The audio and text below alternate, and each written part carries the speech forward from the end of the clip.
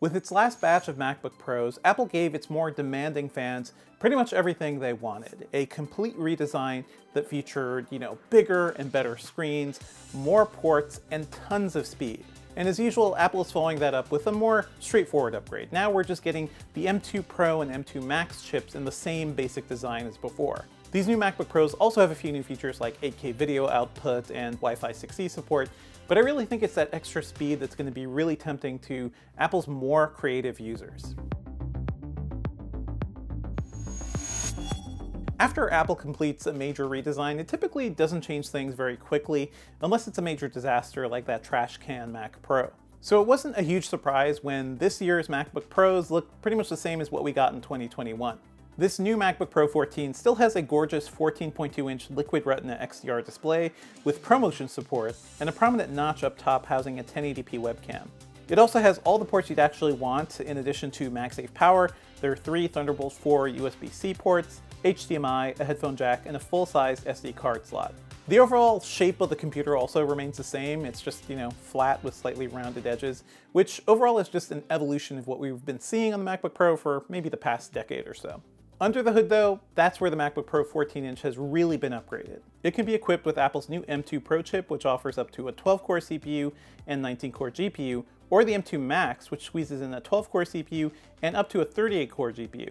Now, much like Intel's new hybrid processors and mobile chips we've been seeing from Qualcomm and a whole bunch of other companies, Apple is using a hybrid design with powerful cores combined with high efficiency cores. So that's how they're getting good performance and better battery life. Apple claims the M2 Pro and the M2 Max are around 20% faster in terms of CPU speeds than their predecessors, and around 30% faster when it comes to graphics performance. We tested one of the highest spec models of the MacBook Pro 14-inch. It costs $3,299, and it's equipped with an M2 Max chip with 38 GPU cores and 64 gigabytes of RAM. It scored 19% faster in the Geekbench 5 CPU benchmark compared to the M1 Max MacBook Pro 16 from 2 years ago, and even better, it was a whopping 60% faster in the 3D Mark Wildlife Extreme benchmark compared to the M1 Max Mac Studio. Now that's a big desktop, so that's a huge leap in performance for this thing. Now these are phenomenal numbers if you're planning to use the MacBook Pro to its full potential, but I'll admit, in my testing, it's not super noticeable in everyday usage.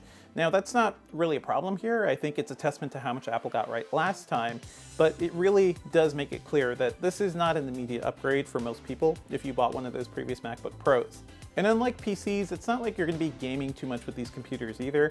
There are Apple Arcade titles which run pretty well across all Macs and most Apple mobile devices, and we are starting to see some games natively supported on Macs like Resident Evil Village. But, these are few and far in between. Certainly nice to have these games, but I don't think anybody's going to be buying these computers as gaming systems.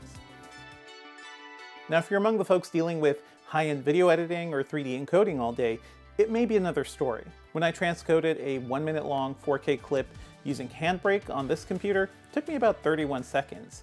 On the previous M1 Max MacBook Pro 16-inch, that took 41 seconds. Now, extrapolate that time difference to bigger projects, longer movies, and it adds up to a lot of time.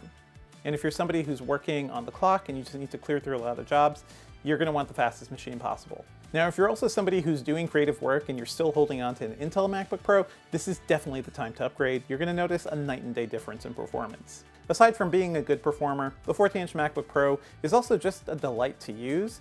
Sure, it's exactly the same as last time, but that experience is still very, very good.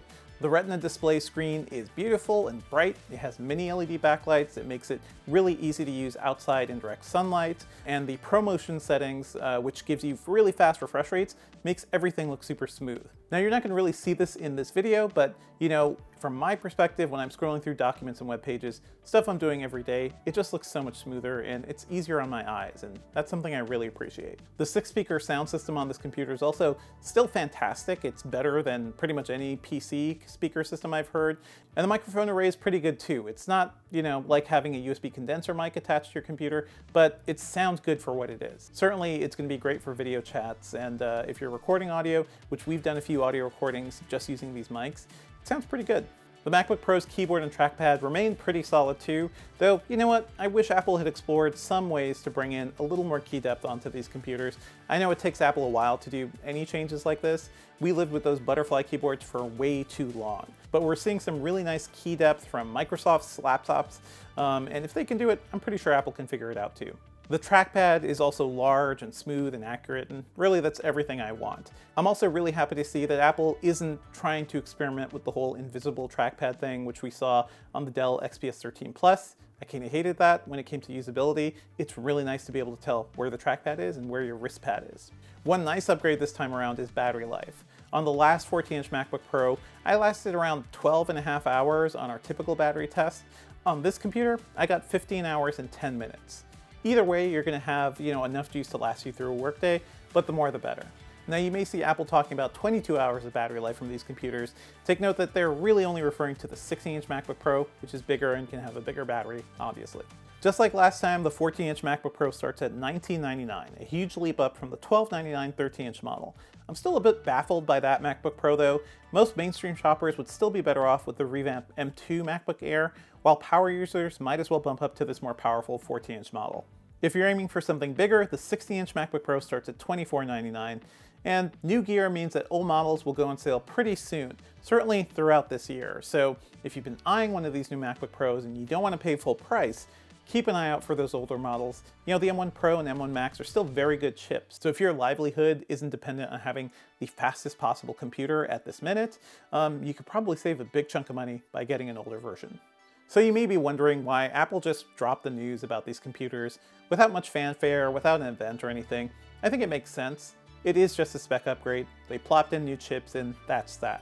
For most people, it's not a reason to rush out and get these things, but for creative professionals though, this is another reason to stick with Apple instead of jumping to a PC.